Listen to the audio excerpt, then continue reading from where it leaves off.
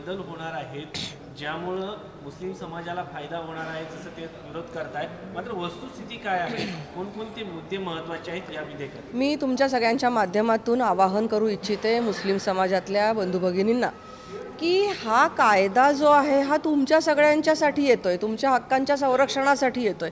मुस्लिम समाजामध्ये आज 72 प्रकारच्या जाती जमाती आहेत। आता या वक्फ बोर्डावर प्राबल्य कोणाचं आहे?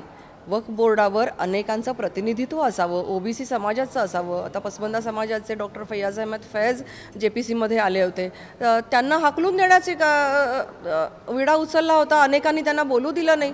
अशा प्रकारे जर वक्फ बोर्डाचं काम चालत असेल की विशिष्टच प्रतिनिधित्व हवं, इतरांना आम्ही प्रतिनिधित्व देणार नाही, तर हे आत्तापर्यंत होत राहिलं आणि अनेक मिसकंडक्ट, फायनान्शियल मिसकंडक्ट आणि इतरही प्रकारच्या एक इलिगल ॲक्टिव्हिटीज त्या ठिकाणी चालत होत्या। तर असं होऊ नये यासाठी मॅनेजमेंट अतिशय चांगल्या पद्धतीने व्हावं वक्फ बोर्डाचं, आणि त्याचा उपयोग हा इतर अनेक म्हणजे त्या समाजातल्याच इतर अनेक जाती जमातींना व्हावा यासाठी म्हणून त्यांचं सुद्धा प्रतिनिधित्व, महिलांचं प्रतिनिधित्व हे सुद्धा त्याच्यामध्ये घेण्यात आलेलं आहे।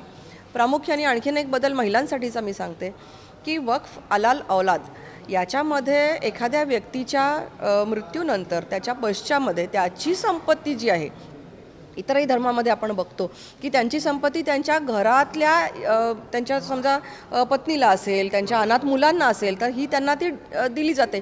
त्यांना त्यांचे संरक्षण, त्यांच्या हक्कांचं संरक्षण करून मगच काय जे आहे तो वक्फ बोर्डाने निर्णय घ्यायचा आहे। सगळी संपत्ती वक्फ बोर्डाला जाणार नाही, तर विधवा महिला, परित्यक्ता महिला, अनाथ मुलं यांचं सुद्धा हक्कांचं संरक्षण, त्यांच्या मालमत्तांच्या हक्कांचं संरक्षण हे त्या ठिकाणी करण्यात आलेलं आहे। अतिशय चांगले निर्णय या ठिकाणी घेतलेले आहेत। प्रामुख्याने सांगायचं तर ट्रिब्युनलचा जो निर्णय आजपर्यंत फायनल असायचा, 1995चा कायदा असेल, 2013चं अमेंडमेंट असेल, याच्यामध्ये त्याच्यात स्पष्टपणे असा उल्लेख होता की tribunals decision will be final, full and final.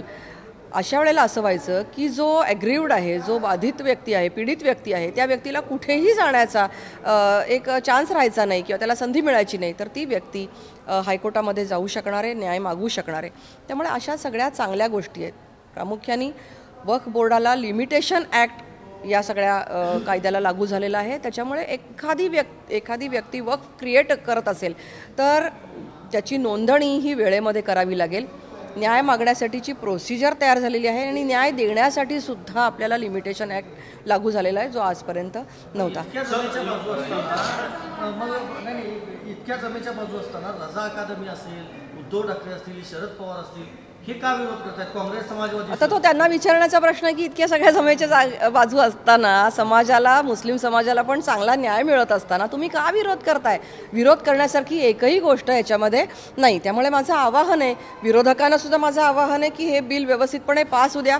हे बिल रिट्रो इफेक्ट घेऊन येत नाही आहे, तर पुढे येणाऱ्या वक्फ ज्या क्रिएट होणार आहेत जागा, त्यांच्यासाठी अतिशय सिस्टमॅटिक की वक्फ करणारी व्यक्ती स्वतः त्या जागेची मालक असायला पाहिजे, ती दान देण्यासाठी पात्र असायला पाहिजे, आणि वेळेमध्ये त्या वक्फ जी जागा तयार झालेली आहे, वाकिफचं नाव, तारीख, ॲड्रेस हे सगळं दिलं पाहिजे। आज होतं आहे काय की जे रजिस्टर केल्या जात आहेत वक्फच्या प्रॉपर्टीज आहेत, त्याच्यामध्ये इतकी तफावत आढळते आपल्याला की त्याच्यामध्ये कुठेही ज्यांनी जागा दान केली त्याचं नाव नसतं, तारीख नसते, ॲड्रेस नसतो, सीमारेषा नसते, कुठल्याही प्रकारची माहिती न देता अमुक एक जागा वक्फ म्हणून डिक्लेअर केली। तर आत्तापर्यंत कलम जे सेक्शन जो 40 होता, त्या 40 कलमच्या आधारे कुठलीही जागा ही वक्फ म्हणून घोषित केली जायची आणि मुळात जो मूळ मालक आहे त्यालाच उपरा किंवा बाहेरचा ठरवलं जायचं आणि त्याला ट्रेसपासर मानलं जायचं। आता इथून पुढे त्याला दाद मागण्यासाठी जर आम्ही संधी देतोय आणि मग ती संधी मिळाल्यानंतर जो काही निर्णय होईल तो सगळ्यांसाठी बोथ साईड्स तो ॲप्लिकेबल असेल, असं असताना विरोध करण्याची कुठलीही संधी आज केंद्र शासनाने ठेवलेली नसताना तुम्ही का विरोध करताय आणि दिशाभूल करताय एका विशिष्ट समाजाची? तुम्हाला त्यांना पुढे न्यायचं नाही आहे का? तुम्हाला त्यांना शिकवायचं नाही आहे का? वक्फ मालमत्तांच्या जागांचा उपयोग करून हॉस्पिटल्स, शाळा, कॉलेजेस काढून त्यांना शिकवून त्यांना आणखीन काहीतरी त्यांच्या पदरी पडेल याच्यासाठीच्या सुविधा निर्माण करायच्या नाही आहेत का? तुम्ही का विरोध करताय? त्यांना अडाणीच ठेवायचं आणि त्यांच्या मतांचा गैरफायदा घ्यायचा आहे? कशासाठी आपण हे करतोय हे जगाला कळलेलं आहे।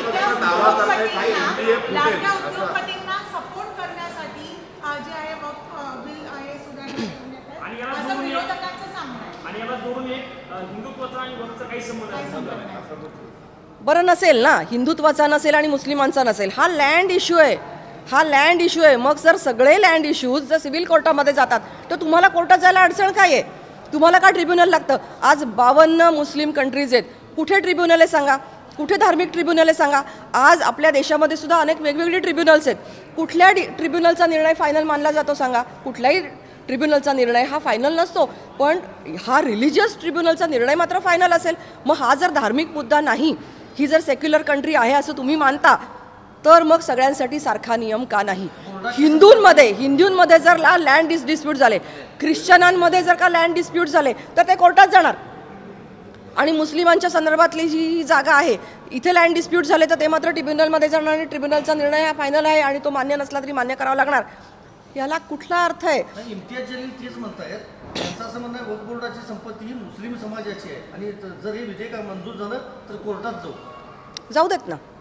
ही संपत्ती जी आहे 1950 सालची आकडेवारी सांगते की जवळजवळ 37,000 एवढ्या जागा 1950 साली आणि 54 सालापर्यंत एवढ्याच जागा वक्फ म्हणून डिक्लेअर केल्या होत्या. मधल्या काळामध्ये 10 लाखपर्यंत प्रॉपर्टी पोचल्या कशा? आणि 10 लाख ही आकडेवारीसुद्धा काही खात्रीलायक सांगता येणार नाही, कारण कित्येक अत्यंत जादा असू शकते. कारण नोंदवलेल्याच नाही आहेत जागा. ज्या जागा नोंदवल्या आहेत त्याच्यामध्ये कुठल्याही प्रकारचा तपशील नाही. त्या जागा किती एकर आहेत याचा तपशील नाही. कित्येक डॉक्युमेंट्स मी दाखवू शकते. उत्तर प्रदेशमधली एक जागा आहे मुरादाबाद, या ठिकाणची एक स्पेसिफिक जागा 70 लाख एकर दाखवली आहे. मग आम्ही त्यांच्या ही चूक निदर्शनास आणून दिली. अशा अनेक एकच जागा 70 लाख एकरची वक्फ कोणी केली त्यांना हे तर सांगा. तुम्ही नाव नाही सांगणार आणि म्हणणार जागा आमच्या आहेत. असं कसं चालेल? काहीतरी आई वडिलांनी सुद्धा जागा जेव्हा मुलांना देतात तेव्हा बक्षीसपात्र जेव्हा करतात ते रजिस्ट्रेशन करतात, आई वडिलांनी दिलेल्यांचं नाव असतं, मुलाला दिले असतील तर त्याचं नाव असतं, तारीख असते. आणि हे कुठेही यांच्या जागा ज्या ट्रान्सफर होतात असं ते सांगतात. वाकिफ कोण आहे ते सांगा, कोणी दिली ते सांगा, तारीख सांगा. एवढंच आमची अपेक्षा आहे. आपण म्हणता की हिंदुत्व आणि मुस्लिमांचा काही संबंध नाही आहे असं आपण स्पष्ट करताना नाही, तुम्ही असं म्हणालात की समजा राऊत म्हणाले की संबंध नाही, तर समजा नसेल, कुठल्या धर्माचा विषय नसेल जर, तर सगळ्यांनीच आपण कोर्टात जाऊया ना. मग तुम्ही मागणी करा की ट्रिब्युनल रद्द करून टाका आणि कोर्टच फक्त ठेवा.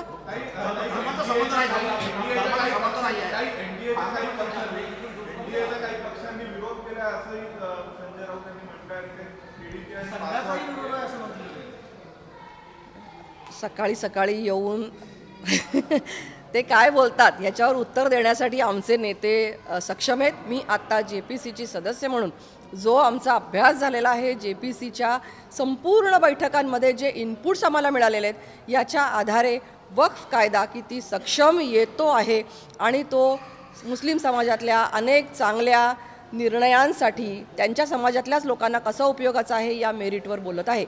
धर्माचा संबंध नाही आपण स्पष्ट करता. मग यावर देवेंद्र फडणवीस ट्विट करून म्हणतात की बाळासाहेबांचं हिंदुत्व त्याच्या आधारावर तुम्ही पाठिंबा द्यावा. हे काय? आज हा मुद्दा काही मुस्लिम नेत्यांना आवडत नाहीये. त्यांचा अनुनय करणाऱ्या काँग्रेस आणि अन्य काही इंडिया आघाडीच्या लोकांना आवडत नाहीये. कारण की ते विशिष्ट समाजाला आवडत नाहीये. म्हणजे ते ज्यांचा अनुनय करतायत विनाकारण तो मुद्दा लक्षात घेऊन माननीय मुख्यमंत्री बोलले की तुम्ही हा जो अनुनय करताय हे बाळासाहेब ठाकरे साहेबांना आवडलं असतं का? हिंदू हृदय सम्राट ज्यांनी हिंदुत्वाची बाजू धरली, आज तुम्ही दोन्ही पक्ष समोरासमोर जरी धरले, हिंदू एका बाजूला, मुस्लिम एका बाजूला किंवा इतरही अन्य धर्म एका बाजूला, तर सगळ्यांवर होणारा अन्याय दूर करणारा असा हा जर कायदा येतोय तर तुम्ही एका विशिष्ट समाजाला हा कायदा आवडला नाही म्हणून तुम्ही त्यांची बाजू घेता. हे बाळासाहेब ठाकरेंना आवडलं नसतं असा त्याचा अर्थ आहे. त्याचा इथे काही संबंध नाही. मी आत्ता फक्त वक्फ म्हणून बोलायला आले. थँक्यू.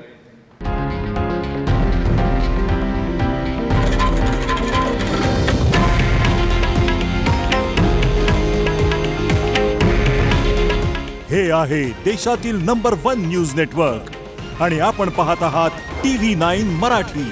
काळजी तुमची, हित महाराष्ट्राचं.